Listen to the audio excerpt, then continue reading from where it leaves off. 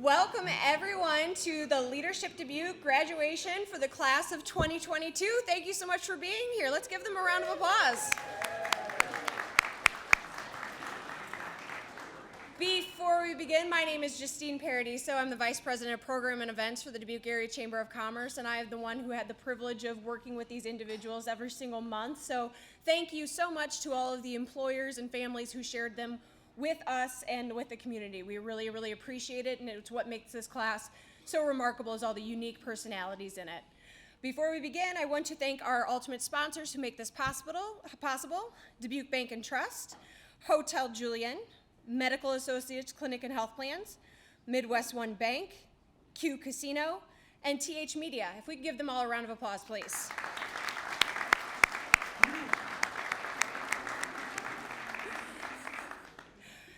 This is such a unique experience for someone who has never been a part of Leadership Dubuque or heard what it is.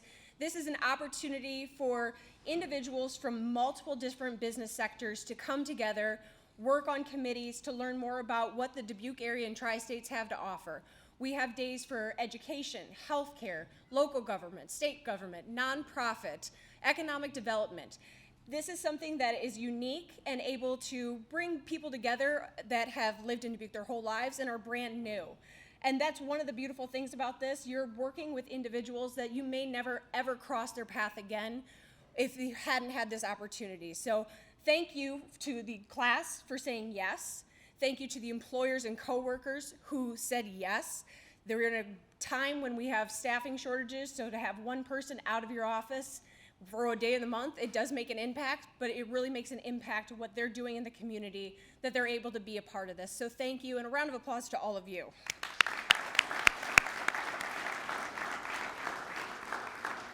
With that, I am going to bring forward our first class representative's keynote speaker, Nick Rossman with the Public Library.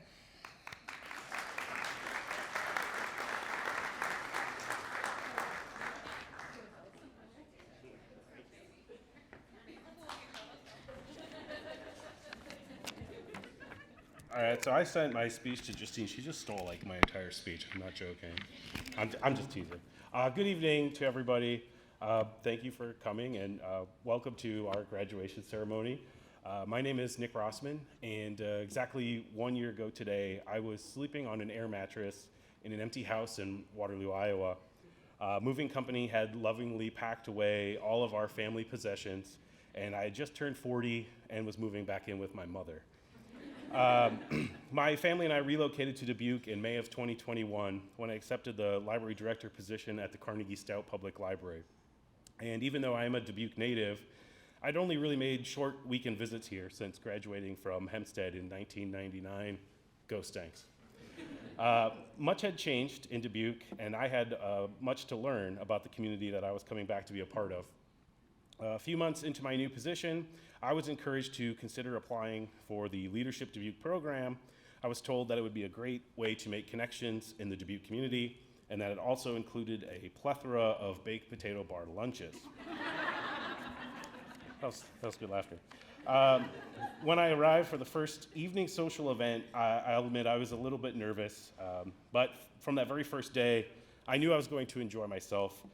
Because after just a couple of hours, I'd already bonded with several of my classmates and had a really good time. And now, not just because our team totally won the trivia event, but I knew each month would be fun because I'd get to reconnect with this incredible group of people, and I was really excited about that. So, on that very first night, we were voluntold to sign up to be on a couple of committees to help plan our monthly gatherings. And to be honest, I signed up for some later committee dates because I wasn't exactly sure what it was I was signing up for. However, it became much more clear when we received the agenda for that first day of tours. And for that first day, the Arts and Culture Committee, who did a fantastic job, they had this picture on their agenda, I remember, of this incredible table of food. And one of the places we were visiting that day was Brazen. And I was thinking to myself, oh, this is going to be awesome. We're going to have sample this incredible food made by this chef I keep hearing so much about. And the afternoon comes and we get down to the Millburg district and we have this really interesting and engaging conversation with Chef Kevin, which was totally incredible, but there was no samples of food. Yeah, and I have to admit, I was just slightly disappointed. However, during the visit, we did learn about Brazen's food truck called Birds. And I have since had the good fortune to seek that food truck out, and I really, really enjoyed the menu. So while my expectations of the first day, I'll acknowledge, I think were rather overreaching, what I did learn was that to really appreciate and understand your community, you need to get out there and actually experience it.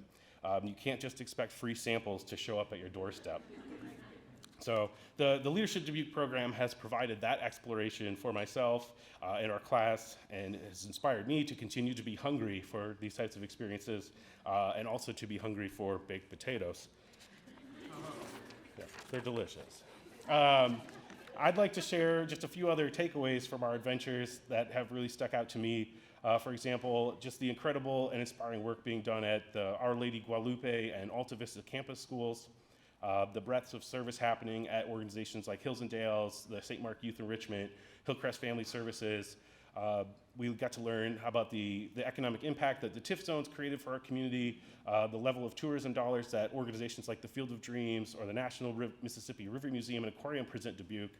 And I also got to zip line for the first time yesterday, which was a ton of fun, and something that I had no idea was even available here. So it's really impossible for me to cover all the amazing exposures that this program has offered for us, unless you're okay with me speaking for like 6 hours. No? Okay.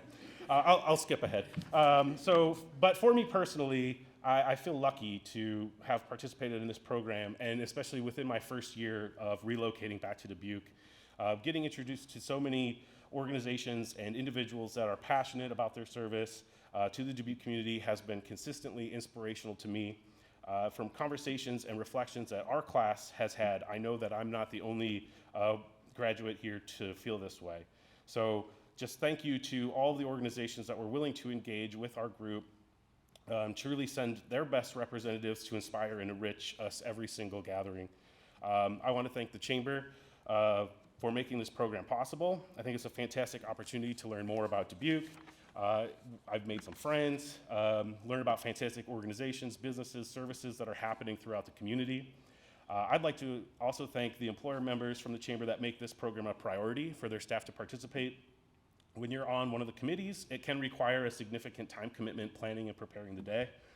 I'm grateful to all the organizations and businesses that have allowed the members of our class the time to explore these enriching encounters together. I also want to thank Justine for keeping our group on task, for providing guidance and planning our days for making the program fun. Justine, your sense of humor and commitment to professionalism has been a joy to be around each month. Thank you so much, and I'm really glad that you only posted the photos which I look incredibly handsome. Well, I didn't like that comment. Finally, I just would like to take this moment to thank all of my classmates for your efforts in planning and organizing all the various sessions that were lined up over the past several months. Each day was unique and inspiring, and I learned a great deal about Dubuque and our community in the process, so thank you very much. I'm very grateful for the friendships that I've made, whether we're being encouraged to keep our bodies limber, thanks to Sheena's Moment with Moon Self-Connection series and her Richard Simmons stories, whether Temwa and Lisa's infectious optimism and exuberance, being nourished by Adam's delectable breakfast burritos, entertained by Beth's karaoke skills, or impressed by Ben's ziplining prowess. I've really enjoyed all the various ways that I've gotten to know each and every one of you. And while I'm sad that I no longer have a date on my calendar each month to share a baked potato lunch with you, I am hopeful that I'll see you all out and about enjoying the community that we now have a greater understanding and appreciation for. So thank you all so much.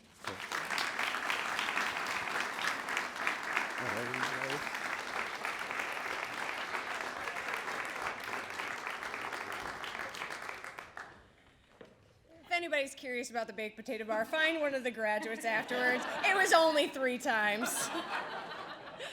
With that, our other class representative is Beth Schwartz with Kunkel and Associates.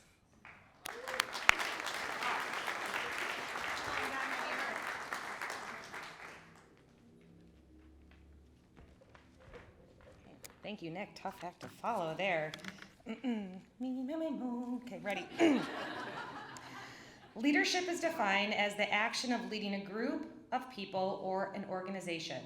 To lead someone is to show them the way to a destination by going in front of or beside them. I had a misconception of what I thought Leadership Dubuque was. I thought it was going to be leadership training, professional development that so many of us have gone through before. However, as we all have learned over the last 9 months, Leadership Dubuque is not teaching us how to be better leaders, but is leading us to what is our final destination, which is our community. Good evening, everyone. My name is Beth Schwartz, and I've had the pleasure of working at Kunklin Associates for the last 16 years. I am so honored to be standing before you today to share my Leadership Dubuque experience. My story is quite different from Nick's. I grew up in Chicago, yes, real Chicago, and I never thought I'd find myself living in small town Iowa. But for the first time I stepped on the Loras College campus, I fell in love with Dubuque and its beauty. And while on that day, and I hate to admit the next 22 years, I didn't realize how much Dubuque had to offer. I've been living in Dubuque my whole adult life, and yet I knew nothing about it and hadn't experienced much of what it had to offer. At least I wasn't alone.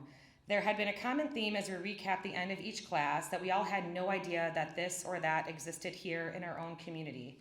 And me being a student of the world and loving to learn and ask all of the questions, I was astonished at the variety and the spectrum of things that our community had to offer.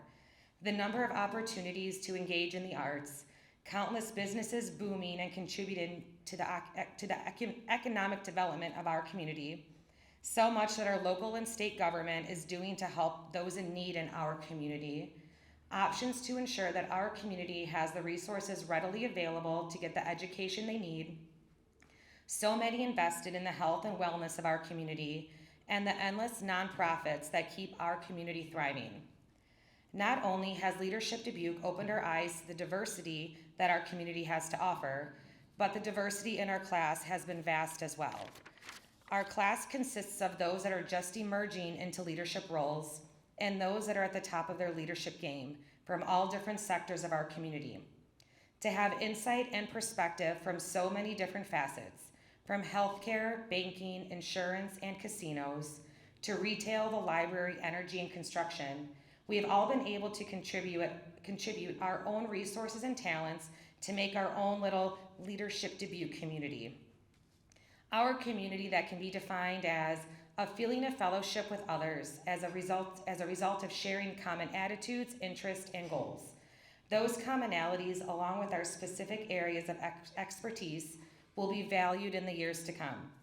I hope that I can speak for the rest of my class that this was an amazing and eye-opening experience. To be immersed in our community for the last 9 months has been so rewarding, and that we all look forward to continuing to be engaged in the community that we live in and hope that we can all contribute in some way to keep our community thriving. Cheers to the Leadership Dubuque class of 2022.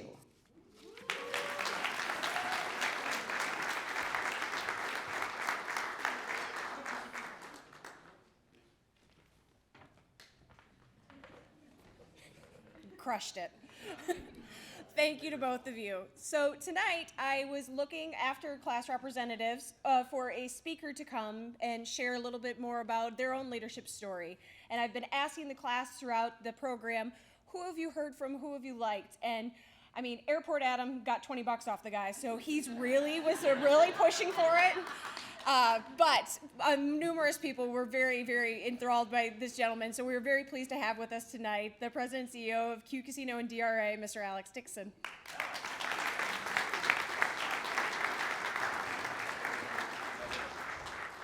With a nickname like Airport Adam, I don't know it's going to be tough to follow, but hopefully this comes off. As you know, I like to move around.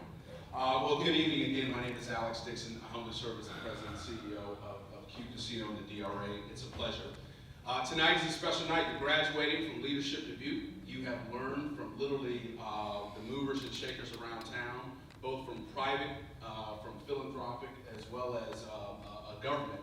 And so before we hop into formal remarks, I would like to know, what are the investments, now that you have all this knowledge, now that you have a good understanding of the lay of the land, hopefully you have a sense of where there's either some market opportunities or there's an opportunity from philanthropically that you can kind of give. And so from the graduates, I'd love to hear, come on up, we got a microphone. You can either hop on stage, or I'm coming down here to come find you. Of what businesses are you investing in, either personally, or what initiatives you're going to be taking with this knowledge? I know there's somebody in there. Help me out. Oh, weird.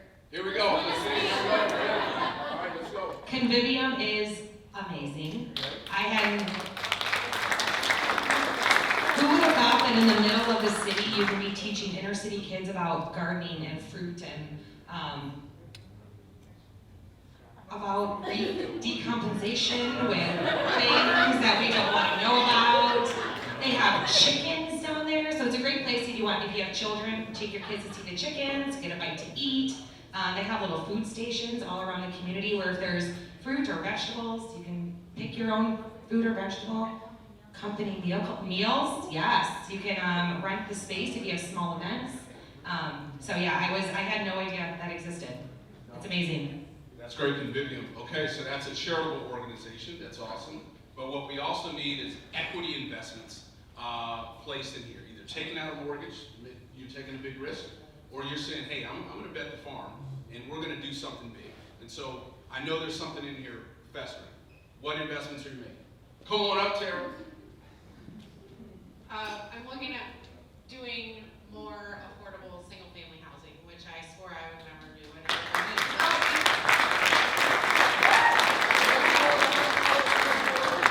can't tell you more. It's not public yet, but no.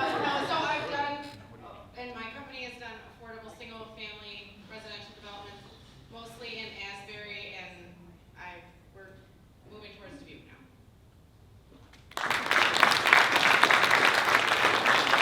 What was one of the biggest single needs or themes that you saw throughout the course? What were some of the things that you saw? Yes? Housing. Housing. The housing need in Dubuque. Housing, and explain more about it. What about it? What about the housing need? What do we need? We have a need to bring people to the community. You know, we heard over and over that we want Dubuque to thrive, and we all want to be here. And how do we bring people? How do we make Dubuque the place we want to be? And how do we want to make it where people want to come and stay? And to do that, we need places for people to live. That's right. So then, does that agree? Any thoughts from this side? So you agree? We agree. So we had an event early this morning, sponsored by the chamber, where I like to think of it as the young professionals. And so probably this size of room, totally packed with what I would call your future tenants. Right? If you think of you all, you have the ability to take that need, and this need is not going to happen without people like you in this room and other alumni making equity investments in this community to make things done better. There's too many things that we as a community are doing solely with volunteer help or solely with charitable donations. In order to make our community better, it takes equity. Some of it is sweat equity. In other cases, it's actual equity. You need to take out an equity investment, followed by some type of other capital, to then go and say, hey, I'm staking the claim. If you look at the great cities of the world, if you look at Paris, the wealth of the community invests in the city core. When you go to France, you don't go to the suburbs of Paris, you go to the heart of Paris. When you go to London, you don't go to the suburbs of London, you go to London. You go to Buckingham Palace, you go to the center. When you go to Chicago, again, Evansville's great, but you go to Chicago, you go to the city. As we think about here in the tri-state region, we are the center of universe for a 2.5-hour radius within the driftless region. And the core, the engine, needs investment. And in order to do that, you all have to become landlords in your own community. You have to convince this to be a cool place where the students that I spoke to or the young folks I spoke to at the Young Professionals want to move into places that you own. No one is coming to save the day. There's outside capital that will come to help to build facilities, but no one wants to build housing for working people other than those in the community who can directly benefit. We must grow as a city in terms of our population in order for us to continue to be the community that we so want and need. We can be quaint and robust at the same time, but it takes deliberate action.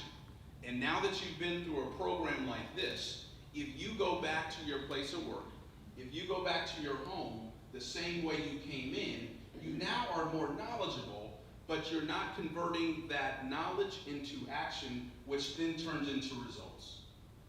We've been on a steady climb from our trough in the 1980s in terms of a population of a nice steady growth. But we have to ask ourselves, are we going to be complacent with the low single-digit growth that we have? Or are we going to say, hey, why aren't we growing like Des Moines? Why aren't we growing like Iowa City and other places in the Midwest at that same rate? Don't get complacent. And if we say housing is a need in order for us to grow, we collectively can solve that with the multi-generational wealth, the institutional wealth, the endowments that many of you all sit in or are part of, and then your own individual sweat equity to make sure that we can solve that problem. We can do it among the alumni of your organizations, among the people here within the chamber, and within the broader businesses that you all represent. But you have to take this class, this opportunity, this network that you now have. It is not just an opportunity, but is a moral obligation to invest in your community. You must go back different from this process with all the heart, blood, sweat, and tears that have been poured into the curation of this experiences that you've been provided, and you must give back. You must invest. You must find a way in order to convert that into actual action. And so today's a celebration. It's fun, but it also should be a burning conviction inside of you to make the place that you call home better. There are organizations like this all around the country. I've been fortunate enough to engage with many of them. The ones who do it the best don't just walk out of these doors with a great set of friends, a great set of memories, and a great set of luncheons. They start businesses. They start foundations. They invest together. They figure out how to take their intellectual capital, marry it with actual capital, and change their environment. And you have to choose, which side are you on? Which side are you on? Are you going to be a part that's coming back to your community and making this place better? Or are you going to be happy that we have a great place to live? This is an amazing place. We have a great quality of life. We have a low cost of living. But none of it matters if there's nowhere to live. We have to be able to expose not only our community, but our children, as well as our institutions, to the beauty of the American enterprise. And that is one that we can hold true to our values, but we can ever be striving to make this place better. And that is your moral obligation. Ladies and gentlemen, again, my name is Alex Dixon. I humbly serve as the president of the DRA. We are in the midst of providing grants to our community. There are core grants that are open right now for institutions can apply for anywhere from $5,000 to $50,000. Friday is the deadline. If you are a member of a 501c3 organization who needs to help this community grow in population, lift people out of poverty, and provide a place that people want to come from visitation, now's the time. You have 48 hours to submit that application. Later this year, we will open up what we call our mission grants. These are grants that will go towards organizations that are directly aligned with the mission which I just described. It's to make Dubuque better, and it's to grow our population. Those grants will open up from $50,000 plus, and they will also go to organizations that are making meaningful strides to make our community better. We are here to help. We are a co-licensee of Diamond Joe, and we operate the Q. We are owned by the people. We are owned by you, the people of Dubuque. We are here, and it is our mission and our vision to make Dubuque a better place. We do not pay federal tax because we pay our profits to the city to help pay for all of, whether it's police, fire, all the public services that we have. We're one of 2 in the nation. We're very unique. And out of the strike that we went through, that you probably heard and talked about in the early 80s, came about a public institution that we should all be proud of. It's the reason why I'm here. It's the reason why our family moved here, because this community, through its strife, through its struggle, has said that we are resilient. And so we now have an opportunity to make investments on behalf of the people to be able to help our community grow. So as you all continue to serve on boards, as you all continue to go out into the community, this is a great opportunity that we must take advantage of. And so I'm so grateful. I'm so happy. I'm so happy that you all have chosen to take the right step. And I can't wait to see these single-family homes. I can't wait to see the families who are going to move in, who are going to have an opportunity to experience our great community. Because you said, I'm not just going to sit back and rest on my laurels. We're going to find a way to serve a need. And you can do well by doing good. And there you have a whole classmate and a whole alumni group who are willing to help and make sure that they can happen.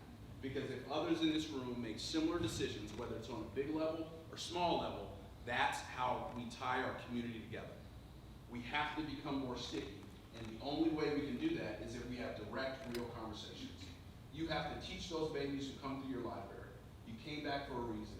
Love them, hug them, but you gotta do it. And you gotta do it with the level of passion that I saw you just express in that speech. And so I'm grateful that our children are able to come. But you are here not because you want to be mediocre. You want to be great. So go be great. And that's the message to everybody in this room. Go back to your homes, go back to your communities, and let's be great. Thank you, everybody.